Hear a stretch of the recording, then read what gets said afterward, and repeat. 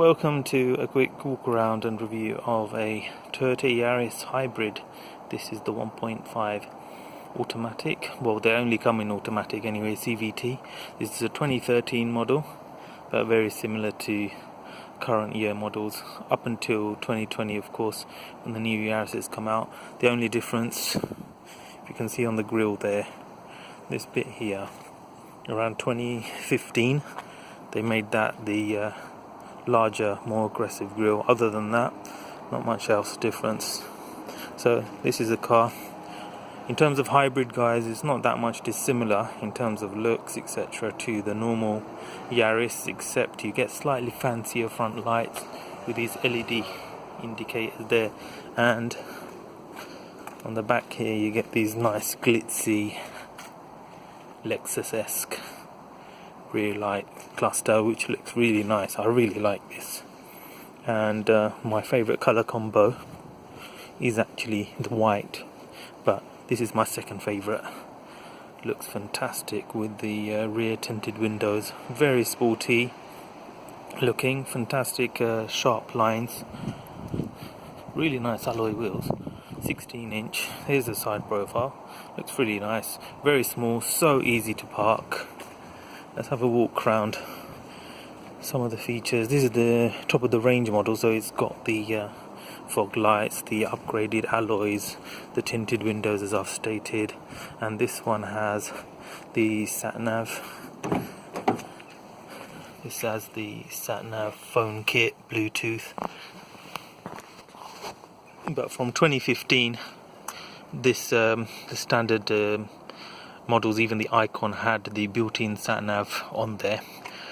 This car has the half-leather seats, and to show its eco credentials, it's got the blue stitching, so you know that it's the hybrid.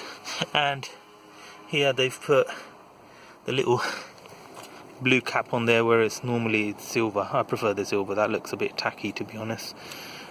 Yes, looking round, looks lovely, as these generation Yarises have done, but this just jazzes it up a little bit with a nice little additional spoiler on the roof as well. Okay, we'll start from the back in terms of practicality. Let's look at the boot. And you know, by the way, sorry, before I go, you know it's a hybrid because you get these little blue surrounds around the Toyota badge. So if you see that, it's a hybrid. So it's not being cleaned yet, so apologies. But the boot, not much difference from the normal Yaris. A little bit smaller, but not discernibly different. It's not the biggest boot in the world, but for the size of car, it will do. It should get a pram in. You've got these buttons here for the split folding, and it's good because these two seats fold down, so you can put large items in and still have a passenger behind the driver sitting down, or vice versa. So that's good practicality there. And this car comes with an inflation kit, no spare wheel. Of course, there's the, if you weren't sure enough, there's another badge to show you it's the hybrid. Let's look at the back. So in the back here, nice flat seats there, so that will allow 3 people to sit down. Obviously these cars are small, so they're not really meant for full-size adults, should I say, to be going in here. But if there were, let's have a look.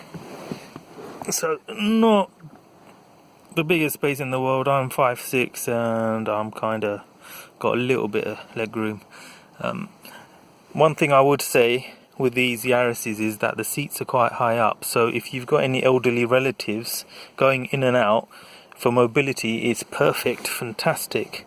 But yes, going back to the space and practicality, it's quite upright, but because of the design of the headspace, I've got enough headspace, but anyone taller than me, say 5'8" or 6, will be touching the head on there. And if you've got 3 people, this curves in, so people on the outer edge might get their head banging against here. So just be mindful of that. But that's the same with all cars. This is to do with his safety bars, etc. So that's why it angles in like that. But yeah, not bad space for such a small car. Is it the best in class? Of course not. You need to, I would say, go for the Polo. The Polo's got good space in the back. Comments below. I might have forgotten another model, but yeah, so it's relatively okay height, so it's easy to get in and out. And so if you've got your built-in Isofix on the outer two rear seats there, so because it so the seats are high, it should be quite easy to get the baby seats in.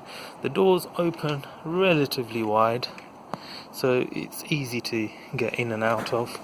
And you've got the easy child locks mechanisms there, nice and easy to get to, nothing complicated. So let's have a look at the interior. Quite disappointingly, this being the T-Spirit, it hasn't got electric folding mirrors. How out of order is that, eh? But anyway, you've got the electric mirrors, and this is the usual Toyota Group buttons. They haven't changed for some 20 years, but they're nice and easy to use, and if they haven't broken, why fix it, eh? And it's not really that out of place, it's fine. So you got your front and rear electric windows. The driver's side is automatic, one touch opening windows. This is keyless entry, this one, so just like a Prius. There you go. Let's have a look. So it says ready and it's in EV mode. This car's done 80,000 miles, and you've got the monitor here just to show. There you go, the engine's kicked in. It's got the sat nav on there. Yes, it takes a little bit of time to load up, but graphics are quite good.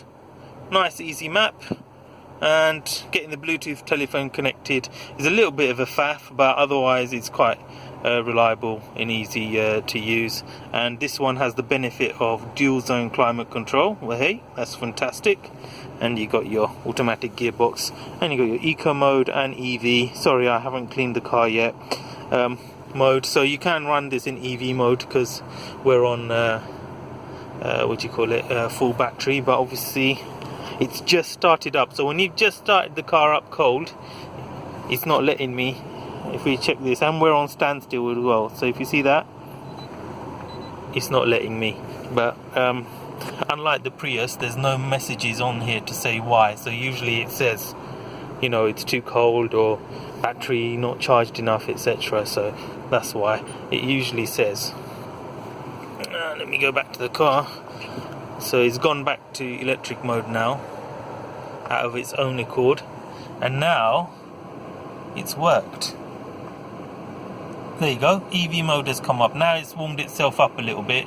It's on EV mode, and once the battery discharges, it will go back to automatic petrol. So these are the benefits of having one of these self-charging hybrids. You don't have to worry about having a driveway, or let me just turn this down, or having electric plug or going to some socket somewhere.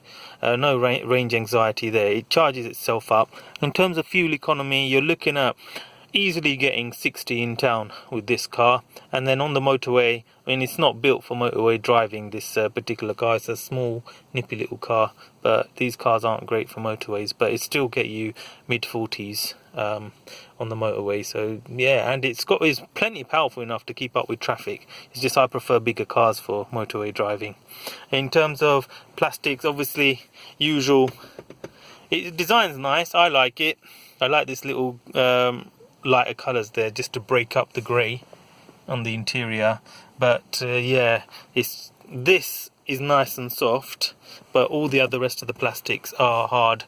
But as many of you will know, on these Yarises, plastics might be hard, but they wear very well and stand the test of time. And everything works. And look, the cruise control is the standard Toyota one that's on every Toyota model. But yeah, easy to use steering wheel controls and the usual stalks from the Toyota group. Yeah, nothing else really to say. Oh yes, this has got the auto rain sensing wipers, anti-dim function, etc. But other than that, yeah, it is what it is. It's got nice half leather seats, but the quality of the leather isn't that great, to be honest with you. It's quite firm. The driver's seat is nice. The under thigh support, it's alright actually for a small car. So the back goes up, it's quite long, so that's quite good. Happy to see that. Too many cars, the seat base here is too short, so you don't get enough under thigh support. On this one, it's pretty good, and it's nicely shaped. It's got a bit of support on the back there, no lumbar support, but the bolsters on the either side do help. So for the driver and the front passenger, the long journeys and things like that shouldn't be too much of a problem. For rear passengers, the seats are a bit firmer and the back is quite upright, so you have to just bear in, so it's not going to be the most comfortable for long journeys. Let's have a look at the size of the glove box while I'm here. So there you go, nice big glove box, fantastic. And there's this what I call a celery holder for this parcel shelf here, from this little bit here. I really don't know what that's for. Maybe it's just for design aesthetics purposes, but that's about it. Yeah, nice reliable car, free road tax in the UK, fantastic fuel economy, a little bit agricultural in terms of when the engine kicks in. I put it in EV mode. I've taken it, turn it off. Hope you can hear that. It's a bit rattly, it's like a mini little tractor, to be honest with you, so it's not the most pleasant of sounds, but reliable A to B car. As I've said before in my previous reviews, Toyotas are the ones to go for if you want reliability ultimately, and in this package I think it gives best of both worlds. Looks fantastic, I think, lovely car, and men and women can drive it. Obviously it's more feminine than masculine, but you know, a bloke can drive this without any hesitation. Turn up anyway, looks nice, very stylish, and you are reassured that it's not going to break down, and it costs pennies to run. And you can actually use the main dealer, because their servicing for these isn't that bad at all. I think it's about £170 for this hybrid at the Toyota main dealer for a normal oil and filter service. So yeah, fantastic car, and one of my highly recommended choices. So if you want to get a second-hand reliable car, small car, I would put this at the top of the list for me. But if you want something with a bit more driving dynamics, a bit quieter on the motorway, then go for the Polo, but do bear in mind the Polo is nowhere near as reliable as this. Okay, hope that helped everyone. Like and subscribe, and see you soon. Bye bye.